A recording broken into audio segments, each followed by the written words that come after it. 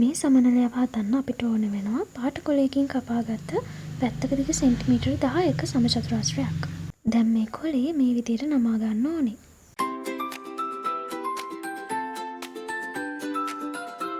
දැන් මේ නමාගත්ත කොලේ ආයෙ මේ විදිහට නමා ගන්න ඕනේ. දැන් මේ විදිහේ ත්‍රිකෝණයක් අපිට එනවා. ඒක මේ විදිහට හරවලා ඉවර වෙලා කතුරෙන් මේ විදිහට මේ කොටස මෙහෙම කපා ගන්න ඕනේ.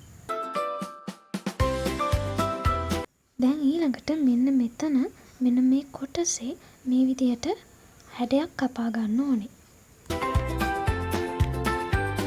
දැන් ඒක දිග ඇරියාම මෙහෙම තමයි තියෙන්නේ. මේ පැත්තේ කෑලි දෙකක් තියෙනවා.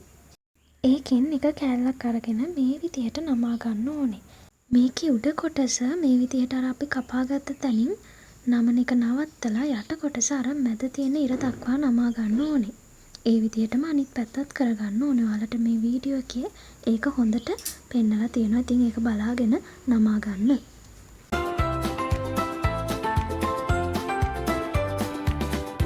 දැන් මේ යට තියෙන කෑල්ල මේ විදිහට අරගෙන මේ උඩින් ගන්න ඕනේ. එතකොට මේ වගේ චූටි ත්‍රිකෝණ කෑල්ලක් උඩින් අපිට දැක ගන්න පුළුවන්. ඊට පස්සේ ත්‍රිකෝණ කෑල්ලට මේ විදිහට ග්ලූ ගන් එකෙන් ගම් ටිකක් තියලා ඉවර වෙලා අලව ගන්න ඕනේ. ඉතින් ඔයාලට මේකට ග්ලූ ගන් එක හෝ වෙනත් හොඳට ඇලවෙන ගම් එකක් පාවිච්චි කරන්න පුළුවන්. දැන් ඔයාලට පේනවද දන්නේ මෙතන මේ නැමුම් පාරක් තියෙනවා. එතනින් මේ සමනලය මේ විදිහට දෙකට නමා ගන්න ඕනේ.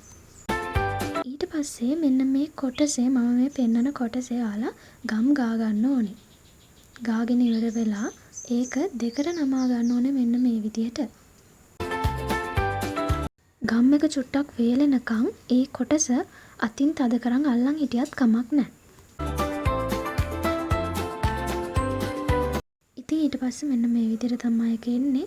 ඉතින් සමනලයාව මේ විදිහට හදා ගන්න ඕනේ. මේ අතින් ඒ කෑලි දෙක ලස්සනට හදා ගන්න ඕනේ අපි.